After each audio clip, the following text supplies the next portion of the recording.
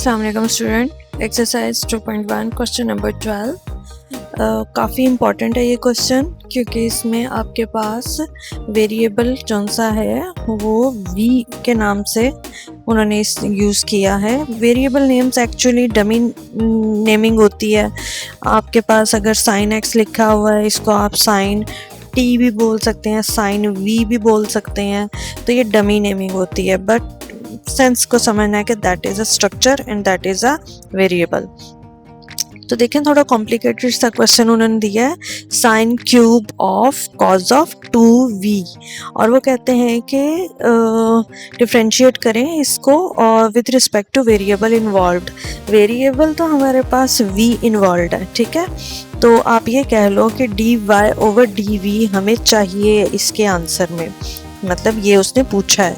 तो लेकिन मुश्किल क्वेश्चन है, कॉम्प्लिकेटेड शक्ल सूरत का एक फंक्शन है, तो हम क्या करेंगे, इसको आसानी के अंदर बदलने के लिए जो ब्रैकेट के इनसाइड कॉज ऑफ 2v है उसको एक नया नाम देंगे।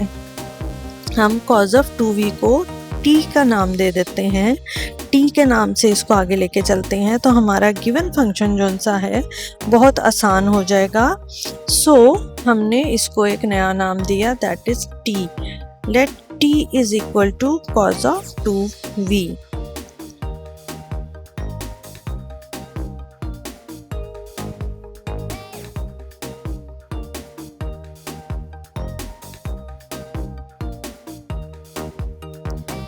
लेट कर लेते हैं कॉज ऑफ 2v को और इसको नाम दे देते हैं t is equal to cos of 2v। हमारे पास अब चूंकि खुद से हमने कॉज ऑफ 2v नाम दिया है, इसको नया नाम दिया है, लिहाजा जो गिवन फंक्शन y था, y अब हमारे पास इस नए नेमिंग की वजह से डिफरेंट शक्ल सूरत का हो गया, और वो अब कहलाएगा y is equal to sine cube of t।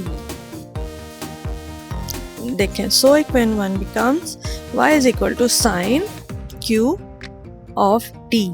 अच्छा, जब भी आप साइन के साथ क्यूब लिखते हैं या स्क्वायर लिखते हैं, इसका असल में मतलब होता है कि इस पूरी रकम की पावर, ठीक है।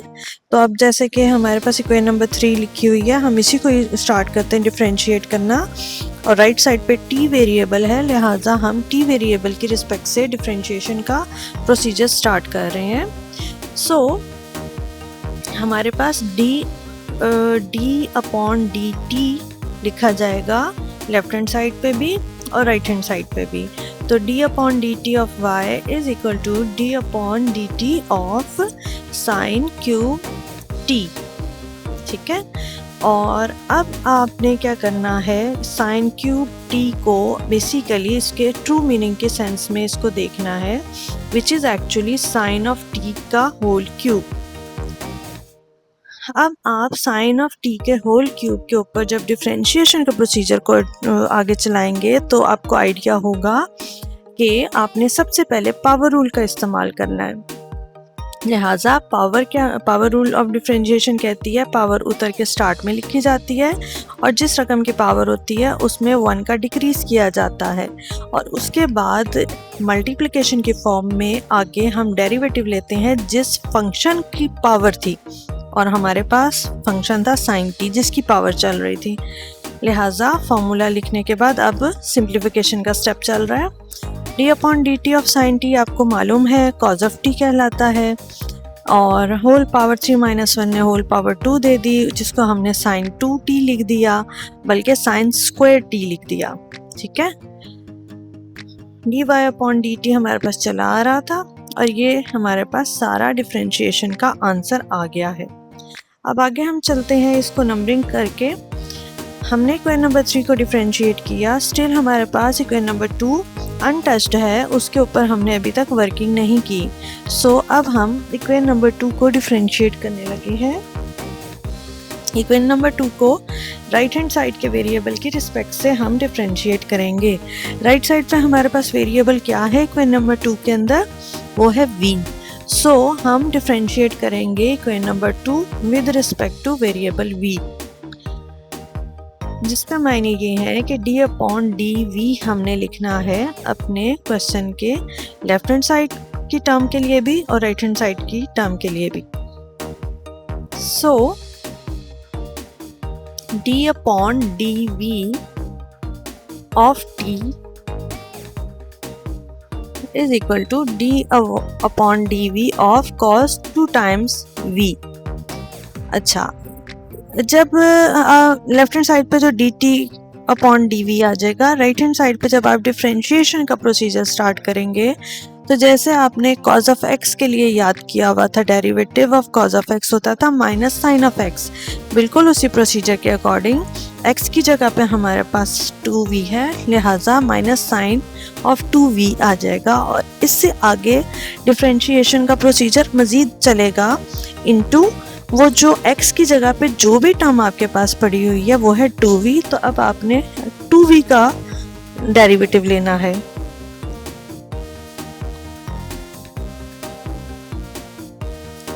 Minus sign of 2v into d upon D we of 2v, और ये यहाँ पे आपको भी लिख के दिखा रही हूँ मैं कि ये जो ब्लैंक बॉक्स है यहाँ पे जो भी वेरिएबल हो, the theme of the formula is the same के cause of whatever is the variable, तो आपके पास उसका डेरिवेटिव हो जाएगा minus sign of the same variable जो भी उस ब्लैंक बॉक्स में था। अच्छा, minus sign 2v into 2v जो सा आगे जिसको डिफ्रेंशिएट करना है वहाँ पे 2 एज ए कोफिशिएंट डील हो रहा है, उसके ऊपर कोई इफेक्ट नहीं होगा और dv अपॉन dv ने आपको 1 दे देना है। लिहाजा आपके पास फर्दर अब सिंप्लीफिकेशन के स्टेप्स हैं। एंड पे जो 2 था उसको हम स्टार्ट में कोफिशिएंट के तौर पे लिखेंगे क्योंकि this is the coefficient, so minus 2 times sign of 2v, ये हमारे पास आंसर आ गया इक्वेशन नंबर 2 की डिफरेंशिएशन का। अब देखें, इसको भी नंबरिंग कर लेते हैं, लेबलिंग कर देते हैं और इसके बाद आगे प्रोसीजर चलाएंगे जो कि चलेगा चेन रूल का, क्योंकि हमसे जो पूछा गया था उसने कहा था कि जो भी वेरिएबल इन्वॉल्व्ड है उसके रिस्पेक्ट से डिफरेंशिएट करें। इट मीन्स हमसे मांगा गया था d y upon D v, तो हमने अब लिखना है चेन रूल के लिए d y upon D v और इसके ऊपर हमने चेन रूल यूज करना है, तो हम लिखेंगे डी वाई, न्यूमरेटर को सेपरेट करें, डिनोमिनेटर को सेपरेट करें और जो आपने खुद से इंट्रोड्यूस किया था वेरिएबल वो था टी, तो आपने यहाँ पे डिफरेंशियल ऑफ टी लिखना है which is D T. D T असल में डिफरेंशियल ऑफ टी है। सो डी टी को पहले डिनोमिनेटर में और दूसरे वाले में अगली टर्म के साथ न्यूमरेटर के साथ आपने लिख दिया। अब ये सारी वैल्यूज हमारे पास गिवन है, बल्कि हमारे लिए हम फाइंड आउट कर चुके हैं। एक इक्वेशन नंबर 4 पे है पड़ी हुई और एक इक्वेशन नंबर 5 में पड़ी हुई है, उनको हम यूज़ करते हैं। बस ख्याल ये रखिएगा जब भी आप चेन रूल लगाएं तो जो आपके पास 2 रिजल्ट्स जो आपने ऑब्टेन किए होते हैं उनकी सेंस को समझ लिया करें कि फॉर्मूले के अंदर some time reciprocal of finding होती है। किसी आपने पीछे कुछ क्वेश्चन देखे होंगे, किसी क्वेश्चन के अंदर रेसिप्रोकल भी इन्वॉल्व होता है। यहाँ पे खैर इस क्वेश्चन में नहीं है, as it is equation number 4 का रिजल्ट यूज हो गया, as it is equation number 5 का रिजल्ट यूज हो गया। आगे अपकमिंग क्वेश्चन में कहीं आपको नजर आएगा कि चेन रूल को कंस्ट्रक्ट करते वक्त कहीं ना कहीं आपको reciprocal of your previously finding जो सी होती है उनको इस्तेमाल करना पड़ता है। चलें जी, सिंप्लीफिकेशन के स्टेप्स आपके पास देख लें। एक तो आपने टी की जगह पे इसका ट्रू मीनिंग लिखने हैं, दूसरा आपने कोफिशिएंट्स को आपस में इंगेज करके मल्टीप्लाई करके स्टार्ट में लिख देना है। सो -6 हो गया, sine square of t, cos of t and sine of 2 times वी। ये सारा कुछ आपके पास आंसर में आ रहा है, लेकिन फिर हम ज़रा गौर करें तो हमें याद आता है कि हमारे क्वेश्चन में टी तो था ही नहीं। इट मीन्स आपने टी की जगह पे उसकी ट्रू जिस चीज़ को लट करके आपने टी का नाम दिया था उसकी वापस रिप्लेसमेंट करनी है। सो टी की जगह पे हमने लिख देना है कॉज ऑफ 2v। सो इसको थोड़ा सा और आगे लास्ट लाइन में लेके चलेंगे -6 टाइम्स साइन स्क्वायर और t की जगह पे ब्रैकेट के इनसाइड, देखिए ब्रैकेट की अब खुद से ज़रूरत पड़ी, आगे इतनी लंबी जो टर्म लिखनी है उसको ट्रू मीनिंग देने के लिए हमें ब्रैकेट की ज़रूरत है, सो हमने खुद से ब्रैकेट अप्लाई की। cos of again cos of 2v into sine of 2v, ये आपके पास फाइनल आंसर है। ठीक है।